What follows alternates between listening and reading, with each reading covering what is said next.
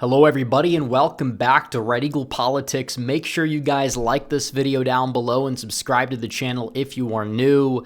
So we have a lot to talk about today. We have, some swing state polls that came out. We got to analyze it, and it feels like there's a lot of panic. There's a lot of panic that I feel like is a little bit unjustified because a lot of people don't know how to sit back, relax, and let things play out. That doesn't necessarily mean that I believe that we should be overconfident or complacent, but you see a lot of panic because Donald Trump is leading Kamala Harris in the popular vote by 1 to 2 percentage points. And people are like, this is insane.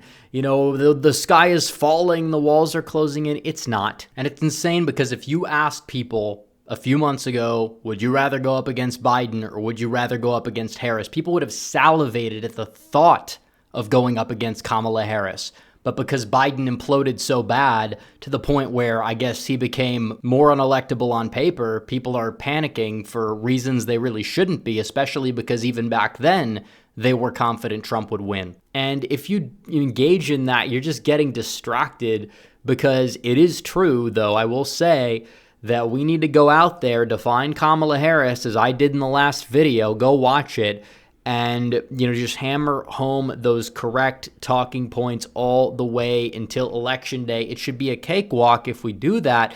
The only way that we're not going to win is if we get sidetracked. And I'm not saying Trump's campaign's getting sidetracked. It's just a lot of people just don't know how to act, and it shows. In 2020, they were like, it doesn't matter that we're down by double digits. We're still going to go out there and win this thing. And, technically they weren't entirely wrong. It was neck and neck election. But this time around, it's like people are just acting like, we can't win this. We're winning, but that doesn't mean that we're actually going to win. It's like, chill out. Democrats, they're gaining. Kamala's gaining a little bit right now over Biden. That's true. I'm not going to deny it. You'd be kind of insane to deny it. But you look at Joe Biden. Donald Trump was beating Joe Biden by 3.1 percentage points. Donald Trump is beating Kamala Harris by 1.7 percentage points. He's winning regardless. And it's not like he's losing support. It's just Harris is gaining support over Biden. She's gaining Democrats. And could it be a response bias? It's possible because in the same polls, Biden's approval rating is actually going up, which is weird. So it's either like people are just approving of his job more because they approve of his decision to step aside, and these are Democrats, or there's a more liberal response bias involved in the polling, as there usually has been every single summer except this one up to this point. It's entirely possible. And Kamala Harris is not even being attacked. She's somebody who has gotten a lot of positive press recently. Obviously, the mainstream media is going to just cover for her, but we got to define Kamala Harris, and I think that we will.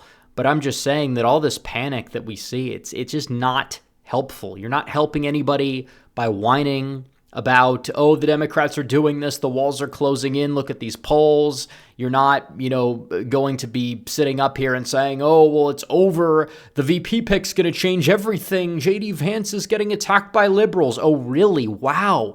Liberals have nothing, so they're trying to grasp at straws and twist our words and attack the number two, and you're just sitting there and you're taking it, basically. No, that's not how we operate. That's not how winners operate. That's how losers operate. And I see a lot of people doing it, mainly on Twitter, but I don't really know where the pulse is elsewhere, but this notion that, Trump is screwed. No, he's not screwed. He can lose, which wasn't really looking to be the case with Biden, but he also could arguably win by even more because Harris, there's just so much to attack her on. This was a ploy to drum up enthusiasm for her base.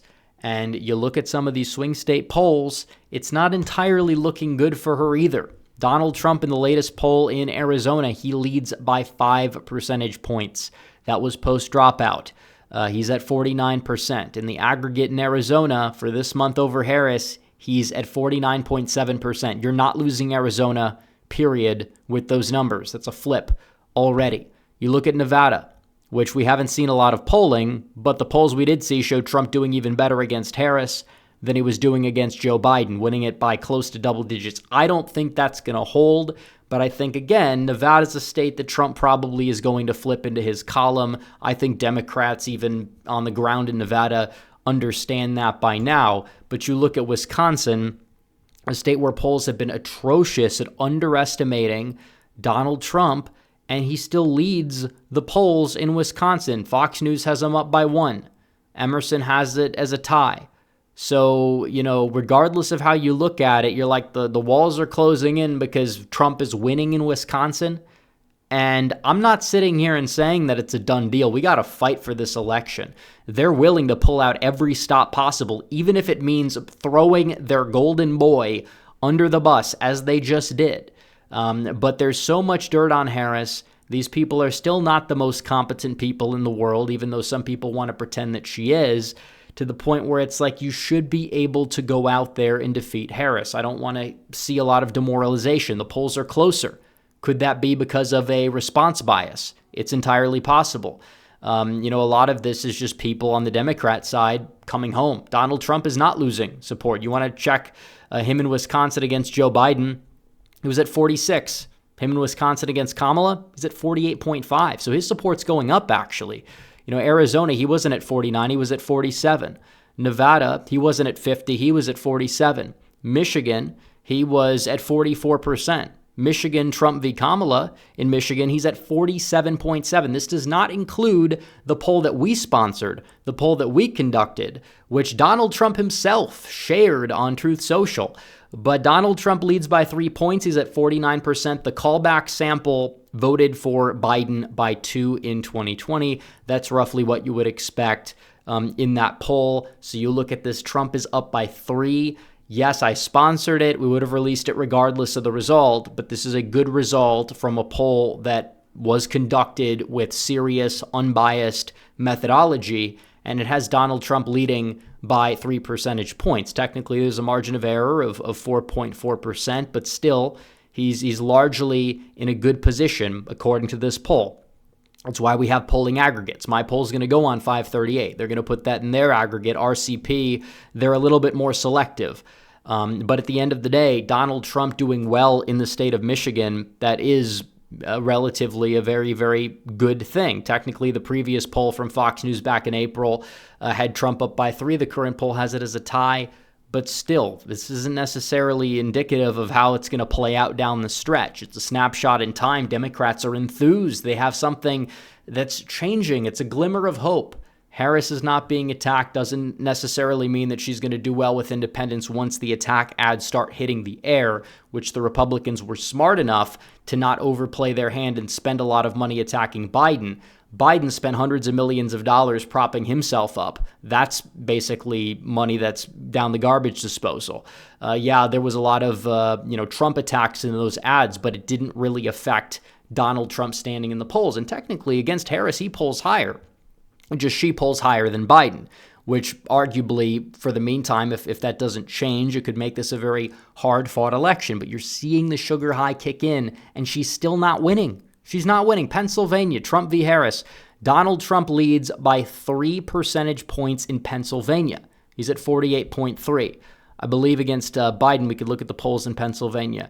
He was at 47.8. So he's polling better in Pennsylvania. Again, Harris does not have the home state poll that Joe Biden had in eastern Pennsylvania, which already was fading.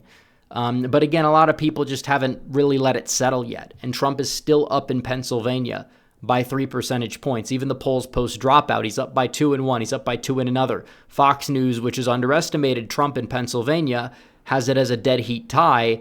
You probably would say that's a pretty good thing overall.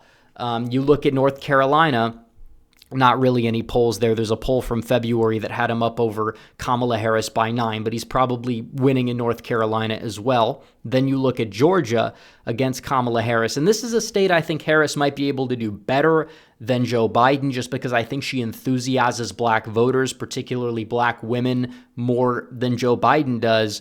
But even in some of these polls, you have Trump by 10, Trump by 1, Trump by 2, Trump by 5, all this month. He's leading by 4.5 percentage points. I think it's going to be close, but I think Trump definitely has the edge in Georgia.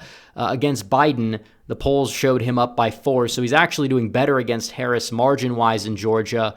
But again, 46.2%. You look at the recent polls, 51, 47, 48, 48. So he's doing better in the state of Georgia than he was doing against Biden. So you have less undecideds. That's not really a good thing for Harris, but this does come down to turnout, and people, instead of whining about, oh, it's getting closer, do your part, please. Get out and vote. Bring people with you. Volunteer. You know, I'm kind of glad that this is not going to be a cakewalk, because I hope that people are not going to sit up here and be complacent about this election. But the way the swing states are going, it's like, you know, maybe you average it out and there's like a 1 to 2 point bump for Harris. It could be short-lived.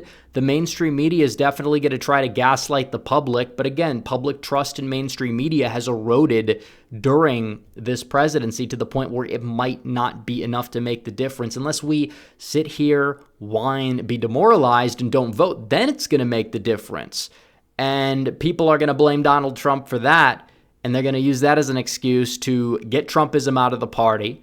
That's what they've tried to do, and they failed miserably after the 2020 election. And Kamala Harris is going to be able to do whatever she wants, and she's going to go out there and she's going to give mass amnesty. You're never going to see any Republican, Trump or non-Trumpian Republican, be able to go out there and win ever again after she essentially takes office. You're not going to have a country. So keep that in mind. The polls are getting closer. It's true. Doesn't necessarily mean that it's over. It doesn't necessarily mean that we need to be demoralized. Trump is still the favorite. He's still the 2-to-1 favorite. They're shaking up the race. This is the shockwave. Democrats are excited. They're enthused now a little bit more. Who knows if that's going to carry, over into November, if it's going to carry over into Election Day. In the meantime, we got to do our part and get out and vote. So this cycle, Donald Trump will have defeated multiple Democrat candidates, both Biden and Kamala Harris. So anyways, guys, thanks for watching this video. Like this video down below, comment down below, subscribe to the channel, hit the bell for notifications so you never miss another video. Follow me on social media. The links are all in the description down below, and I will see you guys in the next one. Red Eagle, out.